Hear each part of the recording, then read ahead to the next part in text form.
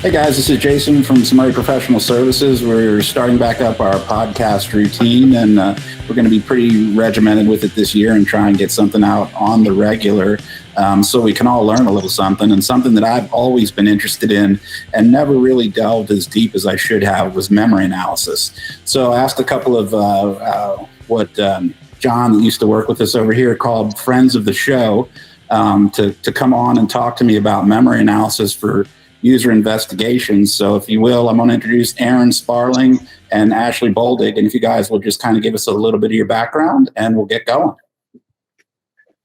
Yeah, sure. So I spent about 17 years with the Portland Police Bureau, of which like the last 10, I worked in the digital forensics unit. I'm currently working as a NIFA with the United States Secret Service Network Intrusion Forensic Analyst. That's pretty much me. Yeah, somebody was asking me about you the other day, Aaron, and I tried to find that picture of you in the helicopter when you were doing your sort thing back in the day. Oh, yeah. I don't have it anymore. So yeah, the old helicopter photo. That's a great photo. Yeah. Yeah, to Aaron's point, he's been a great supporter of SUMURI for years, and certainly a titan in the world of digital forensics, and especially around memory analysis. He's the guy I go to with questions. Ashley, how about you? I currently am with the Mississippi Attorney General's office for the past 5 years, but I've been doing digital forensics as well for 10 years. I also have a master's in digital forensics, and I do a lot more ICAC type cases. And so I use memory analysis for those in my work. I've thought about going back and getting some degrees. I know one of the guys that works with us did a master's through UCD, so I may get into that if I ever get some free time. But we'll dive right into memory analysis. And, I think the first thing that I always want to know, right, can you guys give me some examples of some cases you've worked where memory analysis was key, right? Why is it important? Yeah, I can give you one where it was actually, this was my time at PPB. So I was on vacation, and you're not supposed to take your work phone with you on vacation. Well, not by policy, just in general, you should be on vacation. Of course, I took my work phone with me and I answered it. And the detectives were going out to do a search warrant on what they said was going to be someone that was kind of tech savvy, whatever that means. And so they asked if I was available. I was like, no, I'm on vacation. So I thought, well, if the guy's tech savvy, we need to definitely get RAM. So I walked them through how to download Magnet's RAM Capture tool, because they said they were going to be dealing with Windows-based PCs, they believed, on how to use it. So they went, they called me when they got on site. The computers were up and running. I walked them through the memory collection of a desktop and a laptop computer. And then they went through their whole collection, came back, brought the stuff, checked it into the lab a couple of weeks later. And when I went to go do my analysis, the tower, I pulled the hard drives from the tower, ended up having 3 hard drives in it. It had 1 SSD and 2 3.5-inch, traditional spinning hard drives. And I assumed that the SSD was going to have the operating system on it, and it didn't, which was weird. It was just ended up being like a storage device. And so the two standard 3.5-inch drives, when I threw them in the write blocker to just do a quick triage check, they loaded and they were displayed as something other than Windows. So typically in my world, that means one of two things. It's either encrypted or it's Linux. And I could tell right away that it wasn't Linux because it didn't have the proper GPT header for Linux. And then it didn't look like any sort of encrypted drive I've ever seen before, because those typically over time you can kind of tell by looking at it in a hex editor if it's encrypted. So I'm like, well, this is weird. So I threw the other one in, the other 3.5-inch drive, same thing. I'm kind of racking my brain and I'm like, man, what is going on here? And I'm like, oh, it's a RAID. He raided these 2 drives as either like a RAID 1 or a RAID 0. So I imaged them real quick, not real quick, but imaged them, threw the images into X-Ways, thinking that X-Ways would rebuild the RAID. It's notorious for doing a really good job of RAID reconstruction. It was having issues rebuilding the RAID. So I could not get it to rebuild. And I'm like, man. And just for the sake of speed, nothing of importance was on the laptop, or that seemed to be important on the laptop. So I'm like, man, we really got to get access to this drive. And I was like, oh, that's right. Because it'd been about a month. I was like, they did memory dumps. So I grabbed the thumb drives that they did the memory dumps on. I was able to basically use a plugin in volatility called hash dump, get the NTLM hash of the users, export those out to a document text file. Then I ran bulk extractor with just the word carver turned on for a split word list, created a unique word list of all the unencrypted strings in memory, and then used Hashcat to crack and get the user's login password. So then I just threw the drives back in the tower, all three of them. This kind of forced my hand, powered it back up so that it presented me the login screen, had the user's login password, was able to log in because then it reconstituted and rebuilt the RAID up. It ended up being a RAID 0. And then I had to do a live acquisition of it at that time. So had I not got a memory dump, I would not have been able to get the user's credentials to be able to reconstitute that RAID and then get an actual acquisition. So that was a huge win. And actually on the desktop of the computer was the contraband that they were looking for. Nice. Yeah. Nice. So that kind of leads into the next question. You touched on it a little bit, but when and how quickly should the RAM be captured? So when you guys get on scene, what process would you follow in the triage, and when would that memory analysis happen? I'm going to default to Ashley on this one because Ashley does does way more on scene warrant service than I do. Awesome. So it really just depends on kind of like, I guess, what your case kind of revolves around, really. So, what volatile data do you absolutely need in order to make sure that you get the information that you're looking for? And, I've been on scene a few times where the machines were up running, they're live. He's downloading, the contraband that we're looking for at the time. And so I don't really necessarily, I guess, get RAM right away because then it's going to slow that computer down and we're in the middle of current downloads. But I've also been where, the machine's just live. And so then I might get RAM right away just because nothing important is running. But you also run the risk of which tool you're using and are you going to blue screen because the tool might be using some DLLs some kernel DLLs that might blue screen the computer. And so then you lose, a lot of good information. So it really just depends on kind of what you're looking for on scene and the gamble that you're willing to take on what you want to collect and how fast. So it just depends, I guess, on the situation of every case. Yeah, that's good to know. I'm kind of one step past. I'm getting old now, unfortunately, right? And I'm one step past pulling the cord out of the wall on machines. so I'm always I'm always hesitant, and exactly like you said, right? Do I grab the RAM now and risk losing it? It's not called volatile memory for no good reason. And so it's always interesting to see what other people are doing and how you do it. And I think from that, what you said, the most important thing for me, right, is every case is going to be different. You're just going to have to triage based on what's on scene. And what's happening, and you talked about it a little bit, and what tools you're using and techniques, right? So I don't know, do you guys want to kind of cover, now that we kind of know we're going to go on scene and it's really important to get this RAM, it may be able to get us into a volume that's encrypted or rated, a month down the road. Do you guys want to kind of take me through what kind of tools or techniques you guys are going to use for doing that? For the actual acquisition? For the acquisition.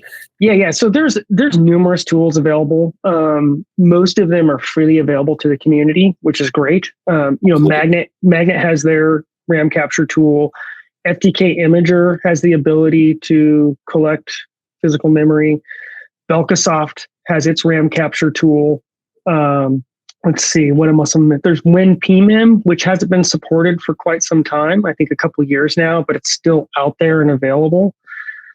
Those are probably, in terms of like the freely available tools. Now these are for Windows, right? So if you're talking about Linux, you're going to probably have to jump over to Microsoft and grab their AVML tool, which is free on GitHub for grabbing Linux.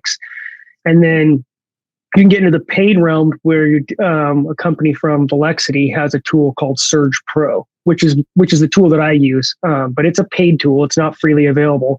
And it supports all three operating systems for doing memory acquisition, to include Windows, Linux, and Mac OS. Yeah. I mean, you're kind of stuck with the, it depends on where your budget is. Obviously, with paper, For sure. you get a lot more flexibility like that. But you gotta love GitHub, though. Yeah.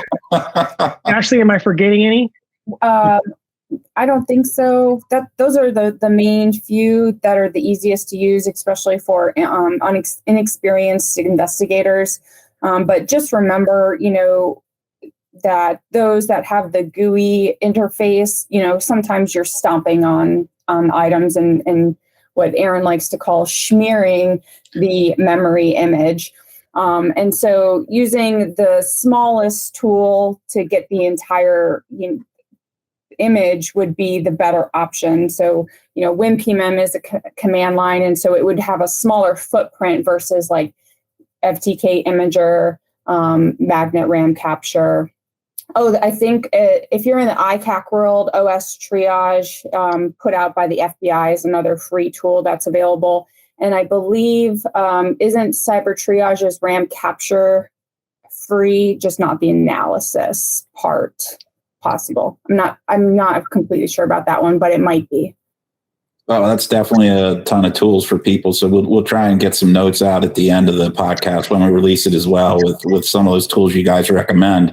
And I think that, Jason, one of the things that Ashley highlighted that's super important is to understand your tool and the footprint that your tool is going to have. So, she pinged on user friendliness, right? So how intuitive is the tool, but also just that footprint. So, that's, I'm glad that she mentioned that, because that's incredibly important, that sometimes people don't understand necessarily when they grab a tool, like the footprint it can leave behind.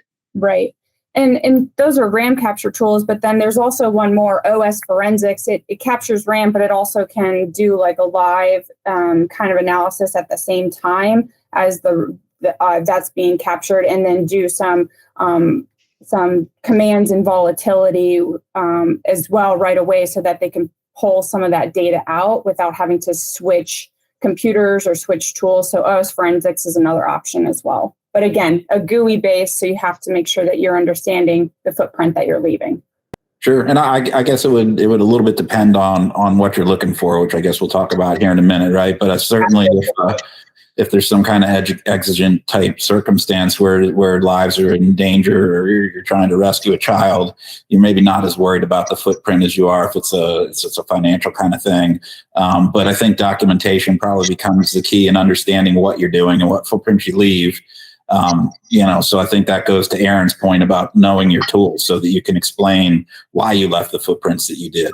And the user behind the computer, right? And so versus an inexperienced potential investigator that, is following some footstep or some commands or some steps put forth by Aaron, versus somebody like Aaron or myself that are experts in the field, have testified as experts in digital forensics and understand what really is going on. Sure. So what kind of data am I going to see when we do that? What kind of stuff can you expect to get when you capture that RAM? Oh, anything and everything is what is really it seems like the right answer. It's almost like what can't you get, right? So anything and everything that's running on the system is going to traverse through physical memory. So whatever, kind of like earlier to what Ashley's point was, when she talking about looking at what was running on the system at the time, all the system processes that are running, network connections. She was talking about file downloads, browser history. What people don't realize too is there's a lot of your traditional artifacts and again, we're talking about Windows systems here. So we're going to keep this just to Windows operating system. A lot of your traditional artifacts that people pivot to on the file system, that are their go-tos, are going to be in memory. So like registries in memory, the MFTs in memory, the USN journals in memory, event logs are in memory. Prefetch, shim cache, link files, kernel file objects. So maybe actual attributable files themselves, network connectivity, browsing history. I mean, I'm sure I'm missing a ton that Ashley could fill in, but it's like, what can't you, connected devices. The list goes on and on. So you're really tying one hand behind your back if you're not capturing RAM when you're on scene. Yeah, it can definitely do that, especially because, in my case, using it for ITAC related. So I rely a lot on registry to tell me, what USBs have been connected, what files have been recently opened. And so if you're not capturing RAMs and potentially pulling the plug, like we've been taught in years past, you're potentially missing that good information because it's not written to the disk yet in the registry on the drive. And so if you pull that plug, you're potentially missing all of that information that might be for the last 24 hours, especially, or week. But especially if there's a live victim, it's something that's so important to make sure that you have everything to solidify your case, especially when you're working with live victims, to make sure that you get everything to make a very solid case. Yeah, absolutely. And so how does the encryption or any kind of other security measures, like what kind of things do you guys look for out there that would impact being able to get that RAM and bring it back for analysis? Well, there's nothing in regards to encryption that I'm aware of that's going to impact it, right? So all your data, because the nature of physical memory being volatile, right? Yep. There's almost this inherent trust. So therefore, things that are typically encrypted or decrypted or in an unencrypted state in physical memory and RAM. So you actually can get the keys to the castle, so to speak. If you can get unencrypted passwords, you can get Bitcoin or cryptocurrency wallet seed recoveries. You can get PGP keys. You can get AES keys, Veracrypt, TrueCrypt keys. In an unencrypted state from physical, as well as like I was talking about, like user credentials, right? In memory, the trick is going to be, in terms of just acquisition, is going to be the tool that you're using to collect. And then probably the size of the physical memory that you're collecting, right? So the larger the physical memory, the greater likelihood that you're going to have, as Ashley put it, schmear, which is a true technical term, because as you're imaging, say, 64 gigs of memory, the MMU, the memory management unit, is going to experience some memory pressure, and it's going to make some little changes as you're moving, which could create some schmear. So, and if you're maybe using a tool that hasn't been updated in a while, just because it's one that you had in your toolbox you're familiar with, it may not be able to really adequately handle those larger memory acquisitions, which is what we're seeing now, right? So gaming desktop PCs are 64 gigs, 128 gigs of RAM. I would say probably the average consumer laptop now is probably pushing 32 gigs for the average consumer laptop. So that's really where the issue lies, I think. And if you're doing, going into businesses, I just was speaking with someone the other day. The server he was trying to acquire the RAM on was 256 gigs. And it was just like a medium-sized business for his area. So, I mean, you got to make sure that your tools are able to really do the job in especially when handling that amount of data. Right. So I mean, it sounds like from talking to both of you, right, capturing RAM is not for the faint of heart or the folks that are FNGs, I guess, for lack of a better term, or first responders that are out there doing things. So what are some things, if we're analysts and we're not out on scene, what are the kind of things that we want to have those first responders? Because I know, that's something that's become more and more prevalent is kind of getting first responders to learn how to do things with cell phones, with, laptops, with memory and that kind of thing. It's just going to, computer crime is not going to stop. It's just going to get worse, right? It might even be a little bit better right now because Russia and Ukraine are so busy throwing actual bullets at each other. I think maybe when that settles down a little bit, you're going to even see cybercrime ramp up to a higher level than we've ever seen. So what would be the advice for examiners or analysts out there, I should say, when they're talking to their first responders and what they should do? I definitely recommend first responders trying to get some type of computer training just in general. We're finding these, at least here in Mississippi, these younger guys are coming on and all they really know is how to use their cell phone. And computers are kind of on their way out with the younger generation. So really just to understand the computer in general, because they can do everything with their tablet or their phone nowadays. And so just taking any of the free training out there, there's so much free training just to learn anything about a computer would be key. But there's also some free, like quick little trainings about, RAM and what it is. And then the examiner should be the one to have additional dongles available or thumb drives set up so that they can hand it off and say, hey, use this tool. Go capture that RAM. If you have any questions, let me know. And really be the point to also be teaching the new and up and coming first responders out there so that we're all on the same page. Sure. Yeah, that you can't stress that enough, right? Like, I mean, sometimes that's your one and only shot at some of those things. Certainly RAM, that can be your only shot at it. So a whole team environment, I think, is definitely something that everyone's going to have to work on. Talking about that, right? I guess just to wrap up with a couple of things, and we touched on it briefly, Aaron, and either one of you can answer this, but how does the acquisition of RAM differ, say, between Windows and Mac OS and Linux? It really doesn't necessarily. I mean, it does from a very high level or low level, depending on what your viewpoint is. But in regards to the actual acquisition, you're essentially using a tool that's loading a kernel level driver that's going to acquire both user land and kernel memory and pull it back and write it to your medium, right? That your responder driver, whatever. In regards to, there's definitely the process. There's no difference in the process. In the software development, from a software development standpoint, absolutely, all three tools are different, but the process is the same, right? And so there's really no difference necessarily in the process, if that's what you're asking. Yeah. So kind of trying to get at the fact that people shouldn't be afraid of RAM on different systems, right? So if you have a tool that can grab RAM, you're still going to find a lot of things in there that you may find, like to your point, Aaron, there's so much stuff that gets stored in plain text there because of that perceived trust issue.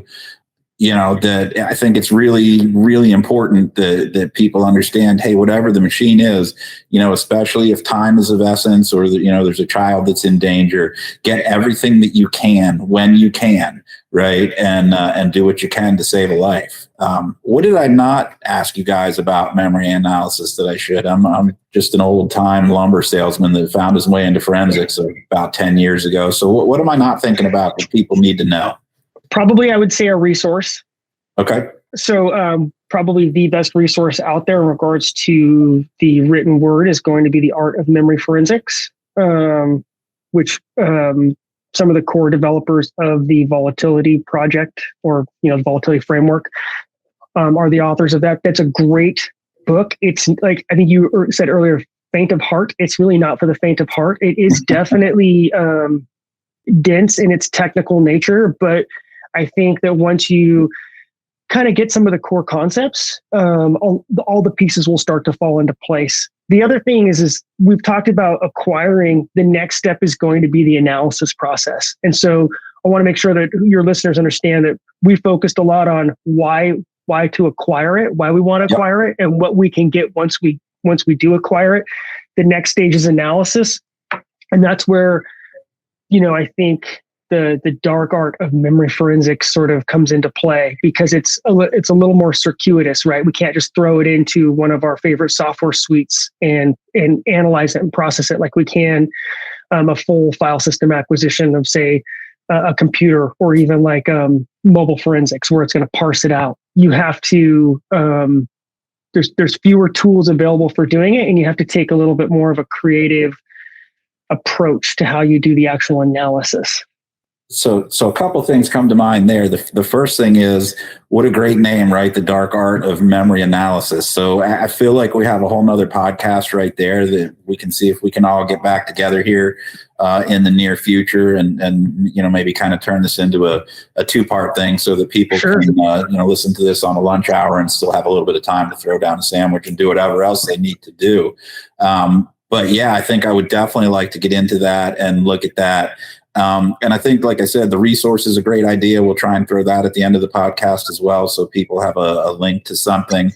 And I want to stress the thing that, in fact, I used it last week with you, Aaron, right? Remember too, that phone a friend is always an option, right? So if you know somebody needs something in your area of expertise and they're somewhere else in the country or the world or wherever it is, reach out. I do it all the time. Aaron helped me out with something, some folks that needed some help with some work down in his neck of the woods. And I think that's getting taken care of.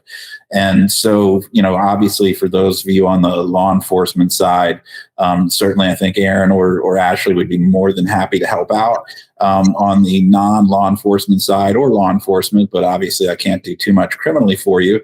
I'm always here at SUMURI. I may not know the answers, and those of you that know me know that I often don't know an answer to something right away, but I'm an inquisitive person. I always want to know. I always want to find out. And my Rolodex, and yes, there is still such a thing as a Rolodex, is quite large at this point. So I think that's the thing I want to end with, and I'll let you guys wrap things up, is just with these kind of things, when you get into things that are a little bit in the weeds that you need a specialist for, don't just assume that, don't throw it on the pile of nothing of evidentiary value found here.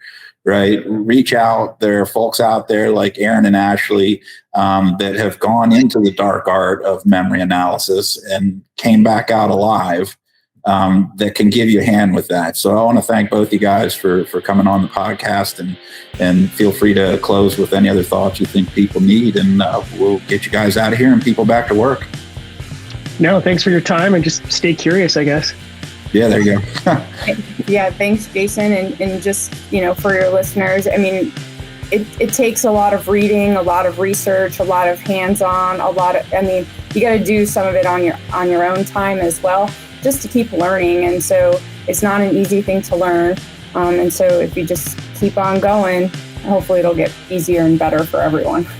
Yeah, absolutely. When lives are on the line, you got to stay tenacious, right? Absolutely. So, and that reminds me, I'll just leave it with a little bit of my music history, which I do love. A lot of people know I'm a semi-professional musician, right? I still love Tenacious D and the Pick of Destiny. So we'll see if we can get some kind of Tenacious D / Dark Art of Memory Analysis going, and we'll have some links at the end of this with a little bit of information and links to different blogs and podcasts and social media stuff for SUMURI. Thanks, guys, for coming on. And we'll talk to you in the near future. Have a great afternoon. Thank you.